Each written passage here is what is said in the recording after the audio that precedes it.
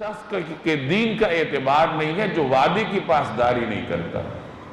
وعدے کا مطلب یہ نہیں ہے کہ آپ کسی کو وعدے کا لفظ کہے کہ میں تمہارے ساتھ وعدہ کرتا ہوں، بلکہ آپ کسی سے جو بھی بات کریں کہ میں کل یہ کروں گا، میں آؤں گا، تو وہ وعدے کے زمرے میں آتا ہے اور اس کو پورا کرنا پھر آپ کے اوپر لازم ہو جاتا ہے۔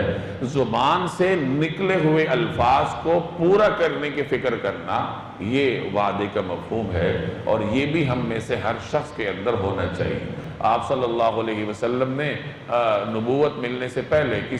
جب آپ تجارت فرمایا کرتے تھے تو اس زمانے میں آپ نے کسی کے ساتھ کوئی وعدہ کیا تھا، کوئی جگہ طے ہوئی تھی، تو آپ وہاں تشریف لے گئے، اور جنہوں نے آنا تھا ان کے ذہن میں نہ رہا، 3 دن تک آپ وہاں تشریف فرما رہے اپنے وعدے کو پورا کرنے کے لیے۔ 3 دن کے بعد وہ صاحب وہاں پر آئے تو نبی کریم صلی اللہ علیہ وسلم نے انہیں کوئی ملامت نہیں فرمائی، بلکہ صرف اتنا فرمایا کہ تم نے تو مجھے سخت مشکل میں ڈال دی۔ تو یہ وعدے کی حفاظت ہے۔